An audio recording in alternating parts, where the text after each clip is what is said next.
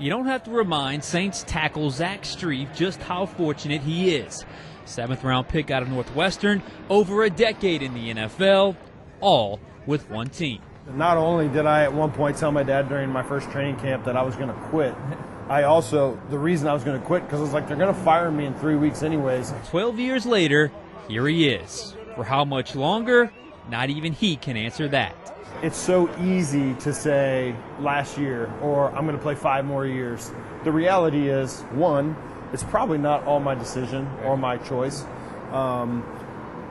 And two, there's a lot of factors that go into that. First and goal for the Saints. Football for now is Strief's top priority, but setting up life when the game is gone has been on his mind for quite some time. One injury, any little thing, once you pass about year 7, can account for you having to step away from the game. And so I think every year there's a little bit more kind of pressure that you feel to like, well, what am I going to do when this is all said and done? For Strief, the answer came in the form of an old abandoned warehouse in the 4100 block of Tchoupitoulas. After a few years of searching, Strief and some partners transformed that building into the Port Orleans Brewing Company, down the street from the famous Tipitinas. This is kind of an emerging market in New Orleans and something we're going to get to see grow. And you know, obviously football is a job that creates excitement. And I think as a post-career type of kind of job or transition, the excitement of this is going to be real enticing to someone who has just lost something as exciting as professional football. Football gave him the platform and the funds to make a large investment. Strief says other players should take advantage of such opportunities while in the league. But I would love to see players be able to create something more lasting in the communities. And listen, some of these guys' foundations do amazing work and incredibly important stuff. And I'd love to see some of them transition that into a job creator, an engine for development in the city. The wood that's underneath the bar, this was literally used on barges that's been reclaimed out of houses in New Orleans.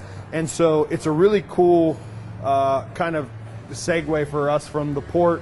At the brewery, starting the grain room here. Strief isn't just a famous face lending his name while someone else does all the work. We'll get all the malts and the barleys into this auger, lifts it up, processes the grain.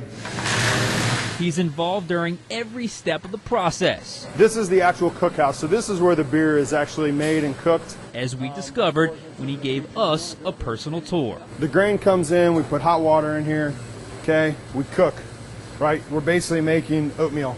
But this tank basically is gonna sift the grain out of the liquid. We add the hops into this tank right here. This is where the beer comes to age, and this is where the yeast is added for us to actually create the alcohol that makes it beer. And we can monitor the temperature inside. And again, different beers ferment at different temperatures. 3 main beers we're gonna release to start: Riverfront Lager, Slackwater Brown Ale, which is my personal favorite so far, and then Storyville IPA. And so all of those kind of have some rooted history in either it being Port Orleans or in the city of New Orleans. For us, it's always been about keeping this local, and we're in a city that loves that. And no tour would be complete without sampling the product. Cheers, thanks for coming out. Thank you, it's awesome. Well, this is good. I know.